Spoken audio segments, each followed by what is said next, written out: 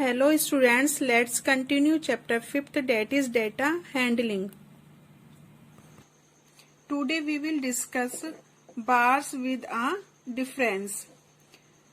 Let us again consider the grouped frequency distribution of the marks obtained by 60 students in mathematics test. In table 5.4, students look table 5.4. Here class interval are given and frequency are given. Class interval is 0 to 10, 10 to 20, 20 to 30, 30 to 40, 40 to 50, 50 to 60. And frequency are 2, 10, 21, 19, 7, 1 and total is 60. This is displayed graphically as in the adjoining graph. Students, this is the graph. Is this graph in any way different from the bar graphs? Students, you can see the difference between this graph and bar graphs, which you have drawn in class 7. Students, here we have represented the groups of observation, that is class interval, on the horizontal axis, and the height of the bars show the frequency of the class interval. Also, there is no gap between the bars, as there is no gap between the class interval. Clear? Students, you can see here there is no gap between the bars. The graphical representation of data in this manner is called a histogram. Students, now you can see another graph. It is also histogram because there is no gap between the bars. Students, you can see here jagged line. This line is called jagged line. Jagged line or broken line has been used along the horizontal line to indicate that we are not showing the numbers between 0 to 20. So students, this is jagged line and it is used along the horizontal line to indicate that we are not showing the numbers between 0 to 20. So students, you can see here bars of equal width with no gaps in between. You can see there is no gap, and bars of equal width. Height of bar gives the number of data items in a particular group and is the frequency. 20, 25, 30, 35, 40, 45, 50. The range is divided in equal intervals of 5 years in this case. When we subtract 20 from 25, we get 5. And when we subtract 25 from 30, we get also 5. So we find 5 in these cases. Clear? From the bars of histogram, we can answer the following questions. First question is, how many teachers are of age 45 years or more but less than 50 years? So students, you can see here only 5 teachers are of age 45 years or more but less than 50 years. Next question is, how many teachers are of age less than 35 years? Now students, you can see this is 35. Less than 35 means 6, 5 and 4. So we add 6 plus 5 plus 4. We get 15.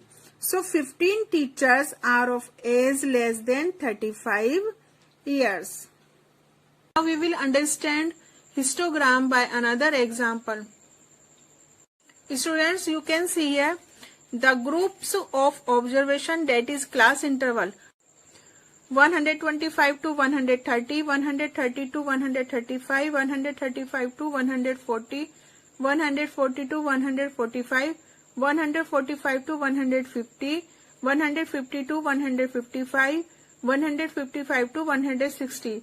These are class interval represent on the horizontal axis, and number of girls of class 7th represent on vertical axis. And these height of bars show the frequency of the class interval. So height of this bar shows the frequency of class interval, that is 1, and height of this bar shows the frequency of class interval, that is 2, and the height of the bar shows the frequency of the class interval, that is 3, and height of this bar shows the frequency of the class interval, that is 7, and the height of the bar shows the frequency of the class interval, that is 4, and height of this bar shows the frequency of the class interval, that is 2, and the height of this bar shows the frequency of the class interval, that is 1. Now we will observe this histogram and we will give the answer of these questions. So first question is, what information is being given by the histogram? Students, you will observe that number of girls of class 7th represent on vertical axis and height in centimeter of these girls of class 7th represent on horizontal axis. So answer is, this histogram represents the heights in centimeters of girls of class 7th. Next question is, which group contains maximum girls? Students, you can see maximum number of girls is 7. So answer of this question is, the group 140 to 145 contains maximum number of girls, that is 7. Next question is, how many girls have a height of 145 centimeters and more? So students, you can see here, more than 145 is 150, 155 and 160. So we add 4 plus 2 plus 1, that is 7.